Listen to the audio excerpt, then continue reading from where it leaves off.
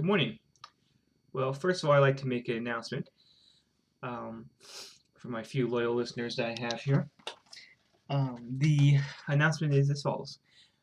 For the next couple weeks, I will be following the idea of doing a history of England, a history of Germany under Hitler, a history of England, Germany under Hitler, and then I'm going to pause on Germany under Hitler right before we get to Hitler and do a little bit of English history for a few weeks, then pause on that, and go back to Germany on Hitler, then pause on that, and so on and so forth. So just want to let you guys know.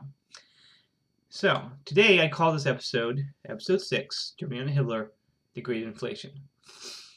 And last time we talked about how at the end of the Great War, a group of leading figures of the labor movement formed the Council of People's Delegates, which united the two wings of the Social Democrat Party, and this council was led by Friedrich Ebert, who became the first chancellor at the end of the Great War and then the first president of the Weimar Republic. And, the powers of the president, we talked about them mostly focusing on Article 48, which allowed the president to rule by decree and use martial law to restore law and order to Germany if he so wished. And Ebert really used this power way more than was intended, way more than was actually needed. And we talked about the election of Paul von Hindenburg, who until the late 1920s actually followed the letter of the Constitution. And then we kind of switched gears and talked about the Reichstag, how it worked with elections of universal suffrage and proportional representation. And we looked at the three major parties, the Social Democrats, the German Democratic Party, and the Senate Party, and how they drifted either to the left or right as the 1920s progressed and as they lost votes. Finally, I looked at the German army and the German civil service, and how these two entities did not change between the imperial government and the Weimar Republic, which actually proved to be its undoing. Now, I think that given time, even the far left or the far right would have learned to live with the Weimar Republic, perhaps even learning to work in it, if it had not been for the fact that the Republic could not provide a reasonable level of economic stability and decent solid income to the citizens of the Reich. See, from the beginning, in 1919, the Republic was beset by economic failures of a dimension never before seen in Germany. See, as soon as the Great War started in 1914, the Reich government had been forced to borrow money to pay for the war, and in 1916, and going forward from there, expenses had far exceeded the money that the government had been able to raise from loans and any other source. Now, it had been assumed during the war that this wasn't going to matter because after they won, they would make lots of money by exploiting the rich industrial areas to the west and east that they planned to take over, or by forcing France and Russia to pay large financial reparations and imposing a new German-dominated economic order on a conquered Europe. But in the end, as we know, it was Germany who was defeated, and Germany that had to pay these reparations. And the economic situation got far worse. Now, the government had been printing money without the economic resources to back this money during the war. In 1914, $1 had been worth about 4 paper marks if exchanged in Berlin. By December 1918, it took 8 marks to buy a dollar. By April 1919, 12 marks. By December 1919, 47 marks for $1. Now, each government that took power during the early days of the Republic was caught in a political trap that they've been part of making. They needed to export government revenue to other countries to pay for the reparations, and that meant an additional drain on resources at a time when wartime debts still needed to be paid, and Germany's economic and domestic market was small.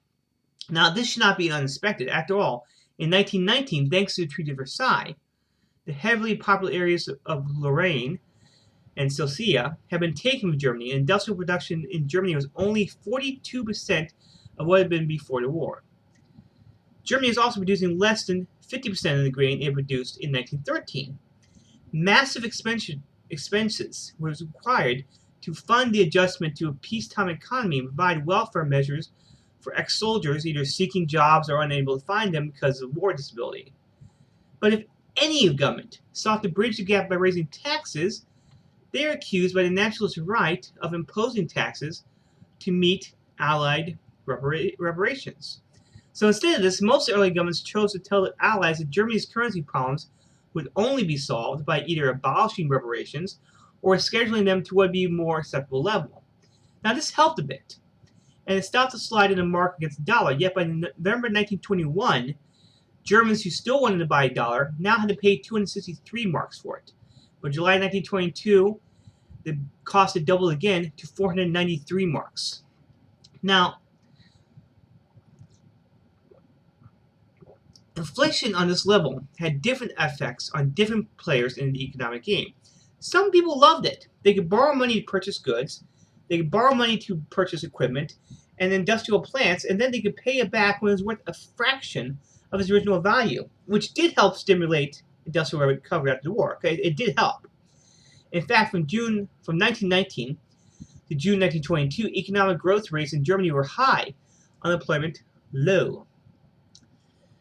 And without this background of virtually full employment, a general strike like the one that had frustrated the cat pooch in March 1920 would have failed.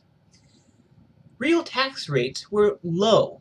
It was low enough to stimulate demand, and the German economy managed to transition to peacetime basis more effectively than many other European economies, where inflation was less marked. But this recovery was a house built on sand. Because despite a few breaks, inflation could not be stopped. By August 1922, if you wanted to buy a dollar, it took 1,000 marks. By October, 3,000 marks. By December, 7,000 marks. Depreciation was taking life of its own. The political consequences were a disaster. The German government could not meet the reparation payments anymore, so they were supposed to be paid in gold, and Germany could no longer meet the price of gold on the international market. And by late 1922, the payment of coal to France was so far behind schedule that France and Belgium sent troops in to invade the war. In January 1923, to seize the missing coal and force the Germans to fulfill the treaty obligations. Now, as soon as they did this, the government in Berlin proclaimed a policy of passive resistance, non-cooperation with the French. They are going to deny the occupiers facilities to get the fruits of the war industrial production for themselves. And the struggles only called off in September because passive resistance had made the economic situation even worse. See, anyone who wanted to buy a dollar in January 1923 had to pay over 17,000 marks for it. So from 7,000 in December to 17,000 in January, 1 month. By April, the price was 24,000. By July, 353,000. This is hyperinflation in staggering scale. And the dollar rate in the market continued to rise. In August, it was 4,621,000 marks. In September, 98,860,000 marks. In October 1923, 25,260,000,000 marks. In November, 2,193,500,000,000 marks. And December, 4,200,000,000,000 marks. Now, by this time, money meant nothing. See, printing presses were unable to keep up with the need to produce banknotes at ever more higher denominations. Cities began to print their own emergency money, and they used only one side of a piece of paper since they could then flip it over and add more. Employees would collect their pay in wheelbarrows or shopping carts, rush to the shops to buy supplies before the price was out of reach. Now, I read the memoirs of a man named Raymond Pretzel, a school student in the 1920s. He stated that his father, a senior civil servant, would take his pay on the first of the month, go once to buy a season ticket for the railroad so he could get to work that month. He'd write checks to pay the bills. He'd then take the whole family for a haircut, and anything that was left, he'd hand it over to his wife to buy non-perishable food, which they'd live on until the next month. No other money came in. Letters would be mailed with the latest denomination banknotes stapled to envelopes, and stamps could not be printed fast enough, and shops would type up prices and post them every hour as the prices would rise. Now, the most dramatic and serious effects were on the price of food. For instance, you could sit down in Berlin to buy a cup of coffee and we told it's going to cost you 5,000 marks. Okay, let's see. Oh, I have 5,000 marks right here in my wallet. You could drink the coffee, and when you stood up 10 minutes later, the price is now 8,000 marks. A kilo of rye bread, which is a staple of the German daily diet, cost 163 marks on January 3rd, 1923. 1,630 marks in July 1923. 9 million marks in October. 78 billion marks in November. And 233 billion marks in December. At the height of hyperinflation, 90% of the budget of a German family went to buy food. And families with fixed income were forced to sell possessions so they could actually eat. And shops began to hoard food in anticipation of price rises, which would lead to riots and looting of shops. People were going into the country to pick food from the fields, and they were shot by farmers who would try and protect their crops, and at the same time refusing to sell the crops since they were worthless. I think the best way I can get this across and introduce you at this point to a man named Victor Klemper. Now, his diaries offer personal insight into German history during this period. I've read them. They are very, very interesting. Now, Victor Klemper was a Jewish man who had converted in 1912. He lived in the 1920s from paycheck to paycheck on temporary teaching contracts. He was a war vet who was pensioned off in February 1920, but as he wrote in his diary then, what was once a small income is now just a tip. Over the next few months, his diary is filled with financial calculations as inflation continued. Finally, in the fall of 1920, he was hired at Dresden Technical University, but did not bring him financial security. For every month, he received an increasingly astronomical salary with back payments to make up for inflation since his last paycheck. By late May 1923, he was unable to pay his gas or tax bills. He was forced to make money speculating on the stock market, where of course he did well. At first he did well, but he then began losing more money. Now, he loved to spend time in the cafes. You read his diaries, talk all about the cafes and what he had to drink and eat. For instance, I found on July 24th he paid 12,000 marks for a cup of coffee and a piece of cake. On August 3rd, 2 weeks later, it cost him 104,000 marks. On August 28th, he bought 10 tickets for the cinema for 100,000 marks. By October, those 10 tickets cost 104 million marks. Like many other Germans, he started to despair. Germany ground to a halt. Businesses and cities could not afford to pay their workers or buy supplies of public utilities. By September 7th, only 30 of the 90 train routes in Berlin were still running. This situation could not continue much longer. At this point, the country was brought back from the brink by a series of astute political moves and clever financial reforms. In August 1923, a man named Gustav Stresemann was made foreign minister. He started a policy of fulfillment which meant negotiating the withdrawal of the French from the Ruhr in September with a guarantee that Germany would meet its reparation payments regardless. First thing off, we'll pay it. And then he went to the Allies, who agreed to look again at this reparation system, and a plan was drawn up by the American Charles Dawes. This Dawes plan did not hold out a prospect of an end to the payments, but did put in place a series of arrangements to ensure that paying them was possible. And indeed, from 1923 to 1929, they were paid like clockwork.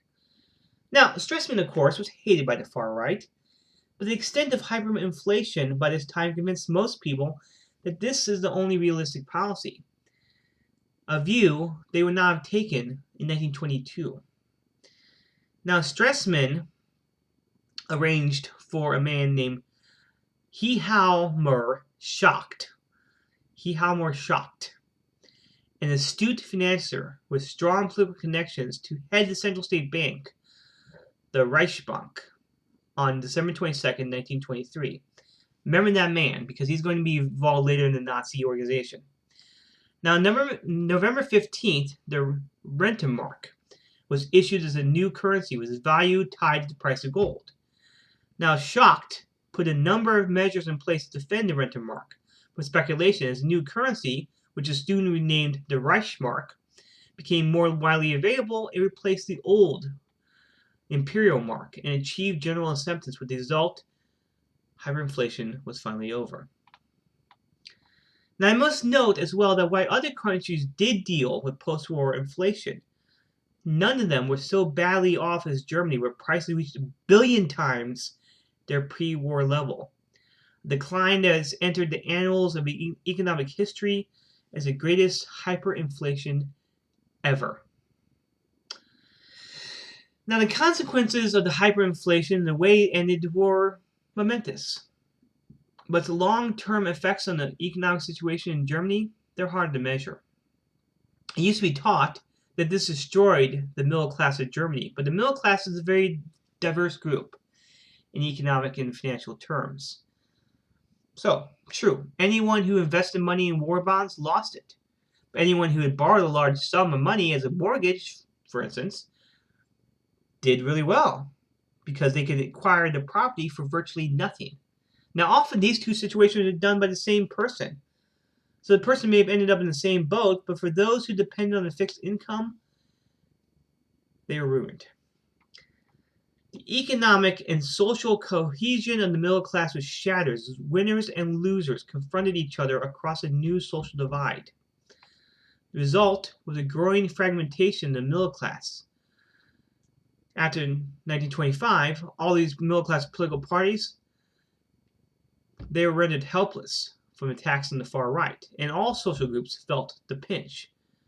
Now, popular memory has made the inflation, the hyperinflation, the stabilization seem to be like one single economic catastrophe, in which every single group in Germany was a loser. For instance, remember Victor Klemper?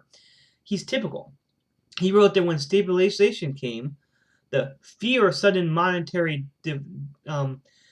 devaluation and mad rush for having to shop were over, but the new currency had virtually nothing of any value and hardly any money at all. As money lost its value, goods became the only thing worth having, and a crime wave swept Germany. Convictions for theft, which had been 115,000 in 1913, peaked at 365,000 in 1923. 7 times more offenders were convicted for handling stolen goods in 1923 than they had been in 10 years before. So desperate were the poor that a Social Democratic newspaper reported that out of 100 men sent to Berlin City Prison, 80 had no socks, 60 had no shoes, 50 were not even wearing a shirt to call their own.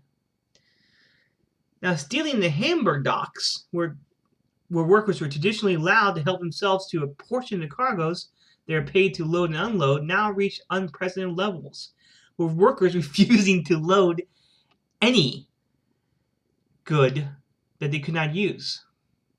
Trade unions reported that many workers only went to the docks to steal, and that anyone trying to stop them was beaten up. Coffee, flour, bacon, sugar favored booty. Violence was evident in spectacular ways. Gangs of up to about 200 heavily armed youths were seen during the height of the hyperinflation storming barns in the country, carrying out their produce. But despite this atmosphere, convictions for wounding people in crimes fell from 113,000 in 1913 to 35,000 in 1923. See, almost everyone was focused on stealing small amounts of food and supplies in order to get by. There were even reports of girls that sold themselves for a packet of butter. Now, bitterness and resentment at this situation was increased by the feeling that there were other ways to make money,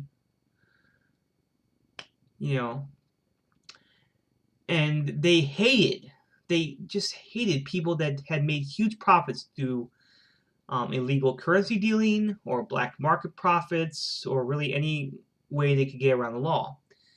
There's hatred, intense hatred against these types of people. And stories were spread that while honest people had to sell their furniture to buy a loaf of bread, profiteers spent the night in long parties. Money, income, financial stability, economic order, regulatory predictability had been at the heart of the bourgeois values that existed before the war. But now they're swept away. Along the life that had been good before the war under Kaiser Wilhelm II. A widespread cynicism started to make its appearance in culture from films and novels, and it's not least as a consequence of inflation that Weimar culture developed a fascination with criminals and embezzlers and gamblers and manipulators and thieves and crooks of all kinds.